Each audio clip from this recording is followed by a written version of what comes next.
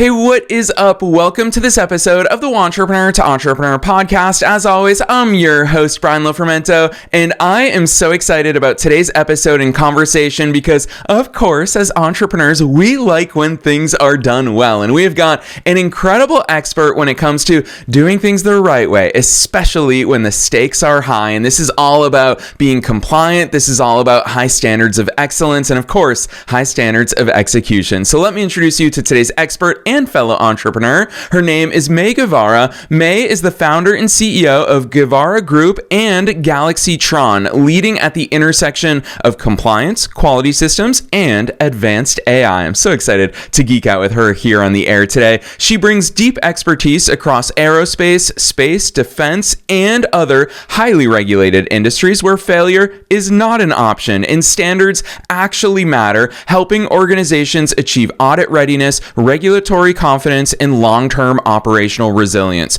Known for her integrity-driven leadership, systems-level thinking, and a track record of zero audit findings across multiple standards and industries, May is also pioneering the use of deep tech agentic AI to transform compliance from a manual obligation into an intelligent, continuously monitored system. There's so much we're going to learn, not only from May's experience, but also the way she thinks. I'm really excited about this one, so I'm not going to say anything else. Let's dive straight into my interview with May Guevara.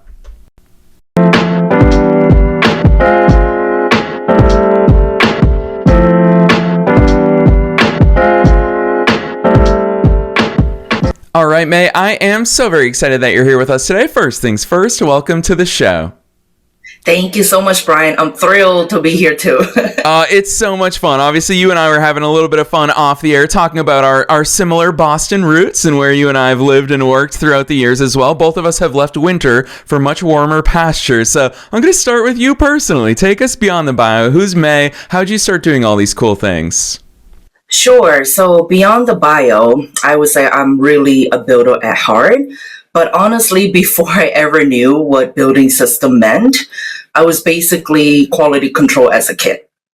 So, and let me tell you a little bit, let me take you into my childhood a little bit. So my mom used to take me shopping, you name it, clothes, shoes, purses, and my job was to help her find defects, okay, from missing buttons to bad stitchings to stains, you name it. So at the time, I didn't realize that she was accidentally training me to become who I am today, career-wise. So I would look at things as a whole first. And this is where my system thinking comes in at that young age. But I wasn't aware then. And then I zoom in on the details. And somehow I kept getting faster and better at spotting what was wrong, looking for all the non-conformances and all the defects. And I remember thinking, like, why do customers even have to do this, right? Shouldn't these products already be right before they hit the shelf? So looking back, now I realize my brain was already wired for quality control, quality assurance, seeing patterns, spotting gaps, and asking how systems could be built to prevent problems instead of reacting to them. So that mindset stayed with me. So fast forward 20 years, throughout my career in quality assurance, mission assurance, operations, I don't just chase shortcuts. I don't believe in chasing shortcuts because they will always come back and bite you in the behind. I care deeply about quality, integrity, structure, and doing things the right way from day one, from the get-go. Especially in environments where, like you mentioned earlier, where stakes are high and failure really are existential. They matters. So eventually I realized I wasn't meant to just chase defects or fix broken systems. I was meant to build systems that prevent them altogether. So today, as the CEO of Guevara Group and GalaxiTron, I'm running a consulting firm and software development company. So everything I do is about creating systems, processes, structures that help people and organization, my clients, operate with confidence and clarity.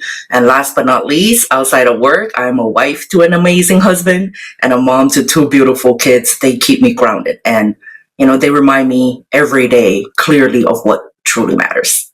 Yeah, gosh, I love that overview, man. I'm so grateful for you sharing that with us, especially because something that really stands out to me in the way that you talk about the nature of what you did is you said that you never got that mindset of quality control out of the way that you operate. And I really appreciate that because it's not just what you do. It is deeply ingrained, even going back all the way to childhood. And I'll rope in something that people tend to say about us entrepreneurs, and you're one of us, so you totally get both sides of this coin, is that people often say that entrepreneurs jump off the cliff and we build the parachute on the way down. And May, that means that we don't necessarily have, if we look at the Toyota production line, I'm sure that they very intentionally, they're not figuring anything out as they're going down. They have already figured out every single step of the process. You've worked in aerospace, defense, all these very high stakes environments. And so it's quite different from being entrepreneurs where there is no path that somebody has paved for us. Talk to us about that mindset of quality control, even in, and I guess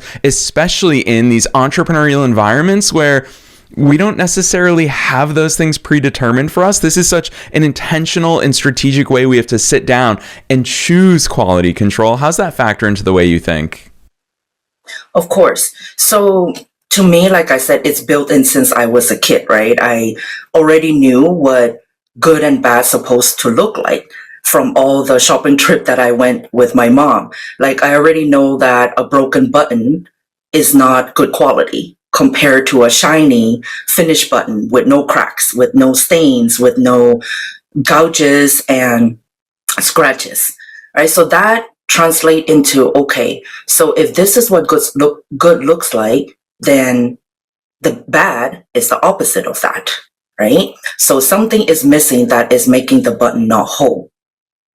So with that said, in my career, I already knew that doing the right thing before product hits the shelf starts way earlier. It has to start sooner in the production line or in the process.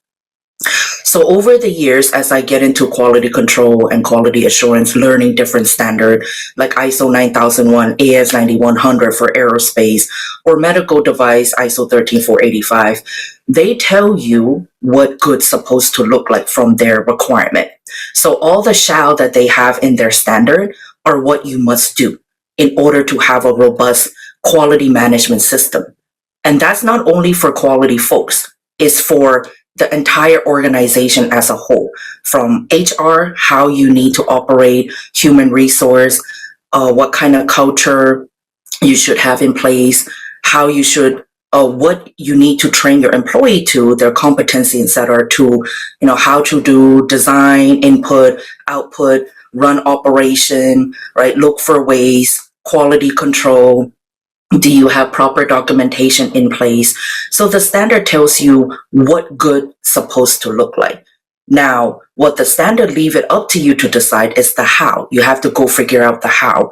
So with every single company and every single team that I have led and managed over the years, I always teach them quality is a mindset.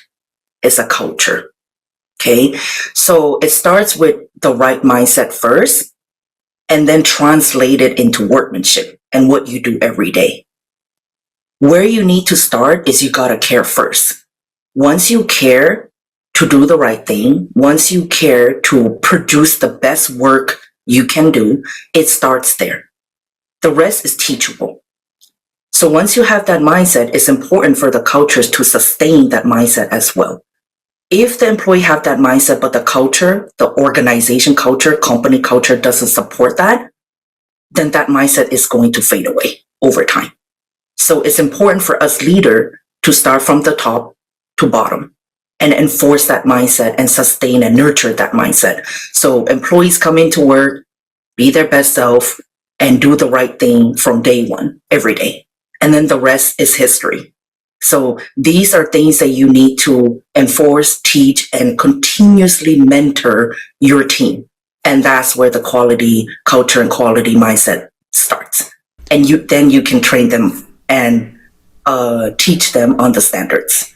Yeah, I want to go deeper there, May, because anytime I get to talk to somebody in your space, it inspires me, honestly, especially you, the way that you phrase these things and articulate them. When you talk about culture, I'm just like, all of us business owners, we want a culture of excellence. And so for me, I really want to loop in that word that you said, and I want to reemphasize for listeners of continuous. This isn't something we write on a whiteboard. This isn't something that we sit in a meeting and we say, okay, here are our standards. Here's how it's going to manifest itself in our workmanship. Here's how it's going to manifest itself in our processes. You can't just talk about it. You can't just map it out. We have to put it into practice. Talk to us about that, because ultimately saying the right things is important and it sets the tone, but leadership is making sure that it's executed across all fronts. How do we as leaders in our businesses, whether we're in this type of industry or not, I think that excellence and quality control, this has to be so deeply embedded in everything we do. So May, what does that look like? Does it look like shadowing? Does it look like continuous improvement meetings? Does it look like quarterly reviews? I'm so curious. What are some of those mechanisms we can implement in our own businesses?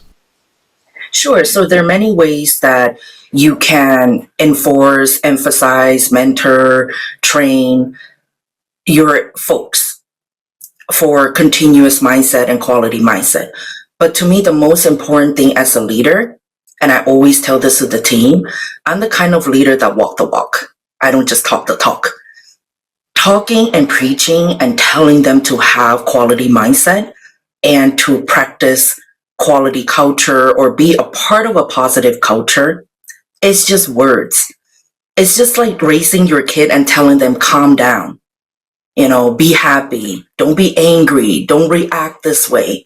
It's just words. Like to them, they're like, okay, my mom is telling me to calm down, but then how? How am I supposed to do that? Right? How am I supposed to calm down? She's not teaching me techniques and methods to do so. And this is the area that I believe a lot of leaders miss, where we're so busy in the grind, in the busy work, and we just like resort to just telling the team to do things and do it a certain way or act a certain way.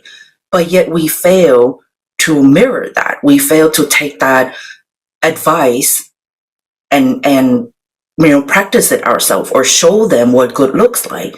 So to me, when I want to show them what continuous quality look like, I personally go out on the floor.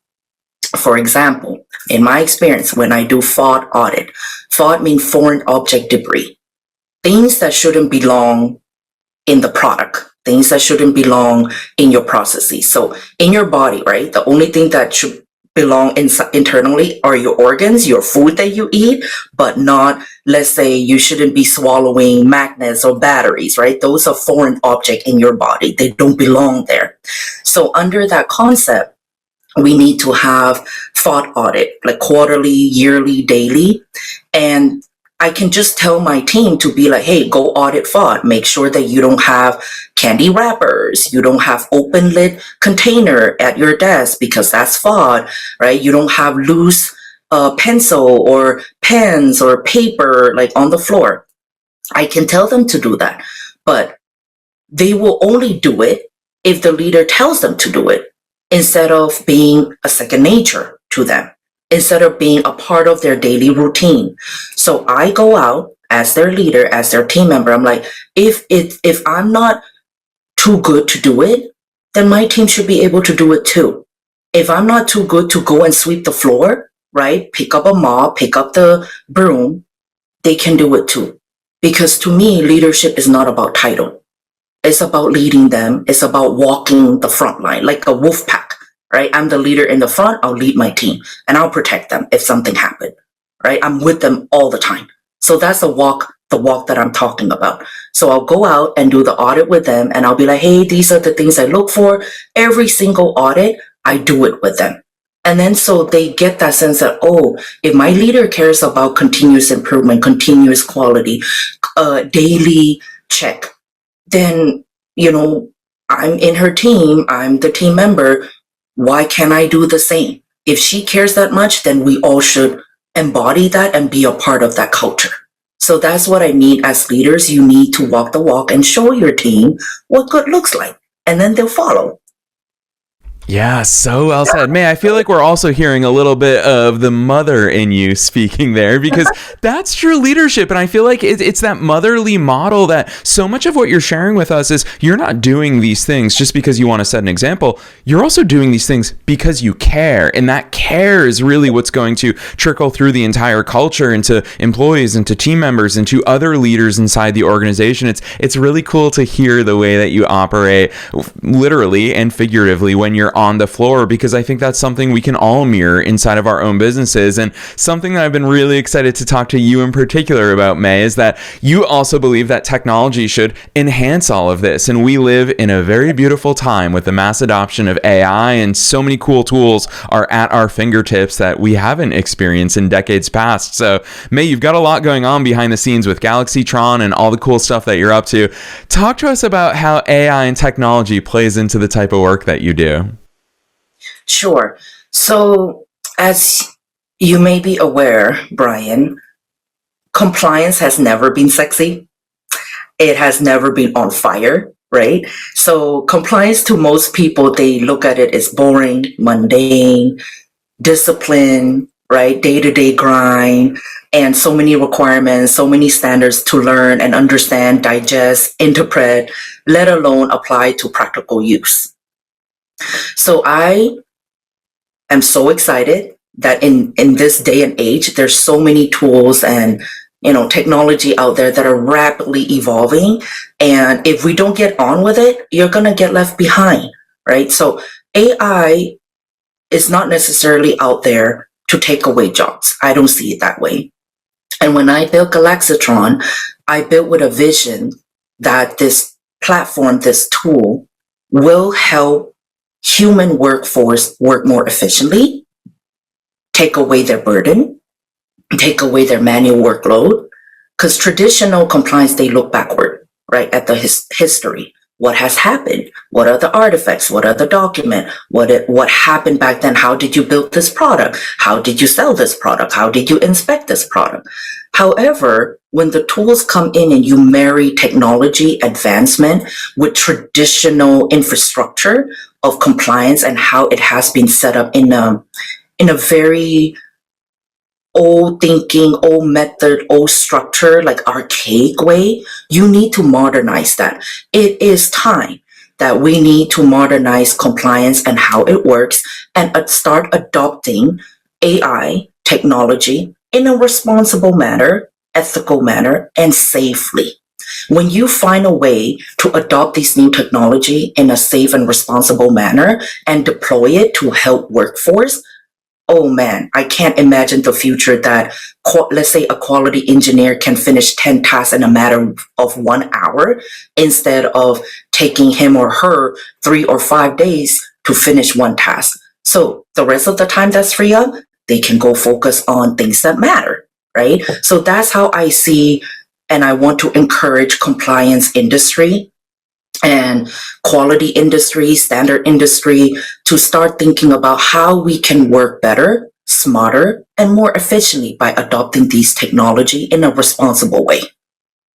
Yeah, and it's really cool because, May, I want to echo this because especially here in 2026, there's going to be a lot of chatter about AI and the impacts across all industries of AI. And I think too many people are concerned that it's going to take away jobs, it's going to replace humans. But hearing the way that you talk about it, and I very much join you in this as an eternal optimist, I believe that it actually allows us to focus on the things that matter. There will always be things that us uniquely as humans, for example, when it comes to your life as a mom, nobody can replace your empathy. Nobody can replace your care. There's so much of that. And the same is true in our work. AI isn't empathetic. AI cannot sense the feelings, the unique emotions that we have in the things that we're doing. And so I'd love for you to talk more about the role of AI, the role of technology, and how it gets implemented into the workplace, because you've built the world's first AI internal auditor. And I think that's so cool because that's a function. There are specific roles and tasks that are inside of that, which unlocks humans to take action on certain things. Talk to us about that integration of an AI internal auditor. Of course. So I'm glad that you asked about that, because that's where I was going to go next, to explain a little bit about GalaxiTron, why I built it, and what my vision is. And this hits home personally for me because GalaxiTron is a platform and infrastructure that I wish I had 20 years ago. I am building it to solve my own pain points that I went through in my career for 20 years in this highly staked, high regulated industry, from aerospace to medical to space to automotive, etc. Back then, in all my 20 years, I always have to hustle. I always have to scramble because you have so many things that you have to trace and follow up and complete, right, internally. So there is a hard requirement in every single standard, whether it's aerospace, whether it's medical or automotive. And that is organization shall conduct internal audit and use it as a tool and a method to assess the organization quality management system, right? Do you have robust QMS in place? Or does your QMS have gaps? Does it meet all the requirement for your applicable standard, right? If it doesn't, then guess what? In the real audit, you either get minor finding or major finding. So internal audit is very crucial and is one of the key clause in the standard. So just like you have management review every quarter, every year, every month to assess the health of your company. Are we doing well? How's our revenue? How's our on-time delivery? How's our return rate? What are our customer voices, right? What is their customer satisfaction rating? Are they happy with us? Are they sad with us? Are we selling our product too high, too low? So those are the things that you look at during the internal audit when you audit your team, your department, your processes and procedure before the real auditor comes. And then that's a critical moment where they'll decide, are you going to get your certification or not? Or are you going to lose it? So if used in the right way, internal audit can produce, plentiful data that you can utilize as lesson learned and continuously improve your organization. So in my early days, I look at internal audit as dreadful. I run away from it as far as I can and for as long as I can. But one day it comes back and bite my butt, right? And it's like, okay, May, it's time for you to do internal audit because guess what? The auditor is coming soon in a month. And then I hustle to get it done. And then guess what, Brian? It's half-ass done because I just got to finish it. I got to get in front of the auditor. I just got to get it done. Now, I misused that tool in the wrong way.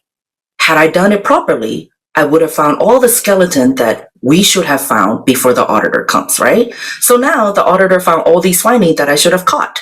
Had I not pushed it out, had I not dread about it. So I asked myself, okay, what can I do to solve that pain point? Because based on the industry research and study, that's one of the top 3 pain points that organizations spend money on, a lot of resources, and quality team dread it, right? And sometimes if you don't do it correctly, you don't catch problems internally. So GalaxiTron was born out of that.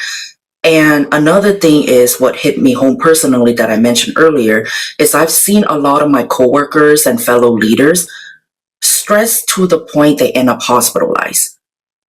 And one incident was one of my coworkers that collapsed due to stress because of so much on his plate that he has to do. So many things to follow, so many standards to read, so many audit that he has to do. So I'm like, how can I build a system? What can I do to help my fellow people and myself work better, work smarter, work more efficiently? And that's where GalaxiTron come in, where it will act as your autonomous, continuous internal auditor to map your QMS, documentation and artifacts to each and every clause of your applicable standard and produce a risk assessment audit readiness report to tell you, hey, you have gaps here in this section. You're compliant here, you're 100%. And at the end, it'll tell you, are you 70% ready for the audit? Are you 80% ready for the audit? And any gaps that you have, it will automatically correct it for you. And all you got to do is agree. Let's send it to configuration management for release, or no, go and modify this until I approve. So it's human in the loop decision making. And that's how I marry technology and human workforce so they don't eliminate one or the other. Yeah, I love that. To me, it's that human in the loop. We're hearing that term more and more across so many different industries and in tech solutions, and I think that that's the path forward. This is going to be such an exciting new year in all of our businesses because it is that marriage between human and machine. That how frequently do we use that word of it's a tool? We have to use it as such, and it's really cool to hear how that factors into the work that you do. But I want to come back to a term that you use because I'm sure that every listener felt it, even at the top when I introduced the nature of your work, is that internal dread. And I think that the source of so much of that dread comes from way too frequently, we as humans, this is just natural human nature, we tend to put measurement and put analysis and put audit in the same bucket as judgment. And we judge ourselves, we judge our outcomes, we judge our results, we judge our processes, we put judgment with that. Whereas I love the way that you articulated so much of what GalaxiTron does, which is, hey, no, here are the gaps. Now let's plug those gaps. It seems like you remove that judgment. Talk to us about that, because I feel like the judgment piece is something that is so human, but it's also something that when we remove that mindset, it's simply that lens through which we see it, then we get to truly unlock those opportunities in our businesses, our workflows, our teams. I'd love to hear how you do that, because it's definitely easier said than done. Yes. So the judgment that's built into GalaxiTron, I would say it's responsible judgment. So I am personally training GalaxiTron, because you have to train the machine, right? How to read the standard, how to interpret each clauses, and what kind of artifacts GalaxiTron needs to look for in order to say that, hey, clause 8.2 contract review is good or not. Does it have gap or not? Does the client has proper, efficient, or sufficient artifacts, procedures in place in order to show compliance to that clause? So 20 years of my experience learning, applying, and witnessing each auditor from different industry standard come and audit me. I've been an auditee all my life for 20 years, and I myself have audited different organizations in different industry. So for 20 years, I have been diligently and consistently learning different standard, paying for my own education to go get certified to different industry standard, because I love to learn and I want to know how each standard differ, how they operate. How do you interpret each clauses? Because sometimes that judgment comes in, right? Just because you have the auditor comes in and audit you, but each auditor still have their own style and their pet peeve and what are their, baby areas that they like to go audit, how they interpret each clause. It varies from auditor to auditor. So I learned through different auditor and different industry standard on how to stay grounded and how to put a healthy framework of interpreting the clause and guiding GalaxiTron under that mindset, non-bias, right? Healthy judgment, and always base that judgment on data and facts, because this industry operates on data and facts. Always. That's a shout to me. When a judgment is based on facts and data, how can you go wrong? Unless your data and facts are garbage in, garbage out, right? So it all goes back to being responsible to make sure your data input is clean and your data output will also be clean at that point. And then that's where human judgment, even machine judgment, will be sound and robust, because it's based on the clean input to begin with. So that's how GalaxiTron is built. It's trained by me, 20 years veteran in the industry, training it how to responsibly read the clause, interpret the clause, and look for data facts in the client quality management system and use their data to make sound decision and decide if it's comply or not. However, sometimes AI can degrade over time. It can hallucinate sometimes. This is why it's very important for me to make sure that GalaxiTron has human in the loop to keep that check and balance. So whatever GalaxiTron output doesn't mean that I want user to blindly trust it and be like, okay, guys, I'm ready. I don't need to vet out anything. We can go in front of the audit and we'll pass 100%. No.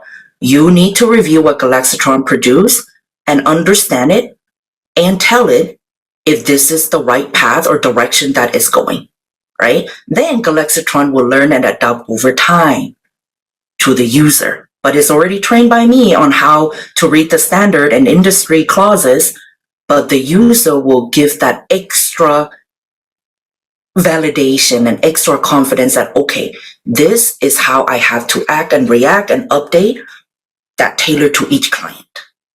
I hope that answered your question, Brian. Yes, it does for sure. Man, it's so cool hearing. This is, of course, why you've gotten the nickname, the Compliance Queen. And I knew that time would fly by in geeking out about all these things here together, but I've got to put you on the spot one more time before we let you go today. And this is a question that I ask at the end of every episode. As fun as it has been talking compliance with you, I'm going to ask you to also put your fellow entrepreneur hat on for the answer to this last question, because that is, what's your best piece of advice for listeners? Knowing that we're being listened to by both entrepreneurs and entrepreneurs at all stages of their own growth journeys, and knowing that you're one of us, you're a fellow entrepreneur that also operates through that lens of compliance and quality control, what's that one piece of advice that you want to leave them with today?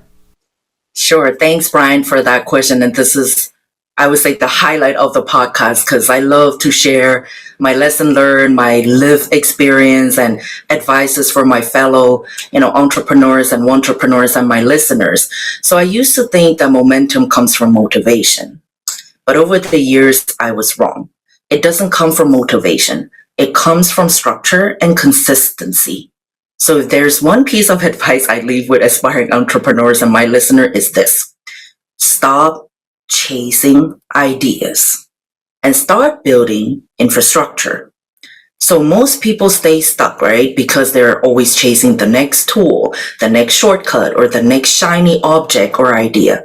However, the entrepreneurs who actually win, in my personal humble opinion, is they focus on building infrastructure first, such as habits, system, relationships, credibility, before they ever chase scale. So to me, real entrepreneurship is honestly pretty boring at the beginning. And I thought entrepreneurship was like this grand, sit in a leather chair in a big office overlooking the ocean. No, where I started is actually pretty boring. And what I meant by that is it's heavy on the documentation, right? Registering your company, trademarking, paying taxes, set up your corporate, right? So it's discipline, it's consistency, it's showing up when no one is watching and you only have yourself, right, to motivate yourself and keep going. So tying this back to my story, just like quality doesn't happen by accident, businesses don't either. They're built intentionally through system. So here is something listener can do this week. And I would like to leave actionable item for them to start and go do tomorrow. So instead of chasing one new idea, I encourage you to build one piece of infrastructure with 3 simple steps. Number 1, write down exactly what problem you solve and who you solve it for, just like how I built GalaxiTron. Number 2, create a repeatable weekly schedule that you can actually stick to. 3, decide one thing you stop doing that doesn't move the needle forward for your company. Okay. In the beginning, when I started Guevara Group and GalaxiTron, I want to chase everything and anything. But then I tell myself, okay, is everything that I'm chasing actually going to move the needle for my company? If it doesn't, cut it out right away, immediately, and don't even waste your time. So that's what I meant by decide one thing that you stop doing that doesn't actually move your company forward. Now, if you do that consistently, the momentum will take care of itself. Now, would you like a bonus tip for the listener, Brian? Hey, lay it on us, May. I'm here for it. Okay, so the bonus tip is this.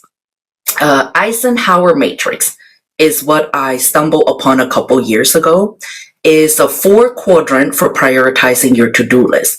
When I found this, it was like my light bulb moment. I'm like, I have so many, as a director, manager, VP of organization that I ran before, and now as a CEO, of course, I'm sure you have those moments too, Brian, where you have 1,000 to-do lists and you don't know where to start or how to prioritize that, right?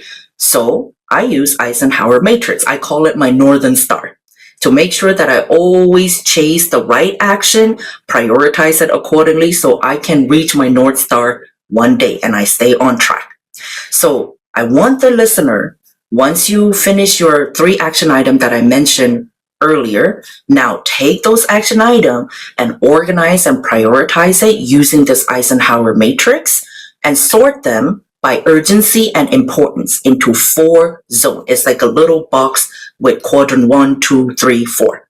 So in the quadrant 1, put all your urgent and important tasks, like crises, things that you must attend right away. Those are your do it now quadrant, right? You must do it right away. That's your number 1 priority. Quadrant 2 are for tasks that are important but not urgent. Schedule them in your calendar. Visit them later for long-term goals. Quadrant 3 are tasks that are urgent, not important, so delegate them, right? You have a team, you delegate, because these are interruption and noises that you don't really need in your day. Last but not least, the last quadrant on the right-hand side, those tasks I put not urgent, not important. You know what I do with them? They're time waster. It doesn't help me focus on what truly matters. Delete, trash, put in the trash can. So those are the 4 quadrants that I use in my daily task management system on helping me focus, helping me prioritize. And I always address the task in Q1 quadrant first, because those are the ones that help me move Guevara Group and GalaxiTron forward. And don't forget about your quadrant 2 tasks. They're important, not urgent, but they will become your crises if you don't pay attention and schedule them in your calendar to address at a later time. So that's my bonus tip. Yes, gosh, May, I'm so grateful for all of that advice for our listeners. In typical May fashion, you have made them, both pieces of advice, extraordinarily actionable. So I'm super appreciative for that on all of our listeners worldwide here at the beginning of a brand new year of opportunities. So super excited to have you on the air. I'm also really excited for listeners to check out your work. So May, for people who are thinking, gosh, GalaxiTron sounds so cool, all the work that you're doing for Guevara Group, maybe they want to introduce you to somebody or whatever it may be, drop those links on us. Where should listeners go from here to find you and all your work online? Of course. So you can definitely check out my profile on LinkedIn. Actually, this is my first year having LinkedIn account. So it's been wild and excited for me for how many people I have come across from all walk of life, including you, Brian, and your team. You guys have been amazing. And I'm so honored. Like the day that Laura reached out to me from your team, I was like, oh my God, no way. Brian from entrepreneur to entrepreneur actually wants to talk to me, because I've watched your episode before. So it's been an amazing ride, meeting people on LinkedIn. So you can find me there, as well as both of my companies, GalaxiTron and Guevara Group. Both of them have their own page, and the website, GuevaraGroupLLC.com and GalaxiTron.com, which I just launched a couple days ago. So on the website and on LinkedIn, you can find me there. Yes, and listeners, you already know we're dropping all of those links down below in the show notes, no matter where it is that you're tuning into today's episode. And May, I'm grateful that you signed up for LinkedIn and that you're active there, because you're right, that is how we came across your work. And we were just like, we have to reach out, we have to have you on the show. And you've absolutely delivered in all the ways that we knew you would. So super grateful for you coming on the show. And on behalf of myself and all the listeners, thank you so much for being with us today. Thank you so much, Brian. I'm honored, and I really enjoyed this podcast.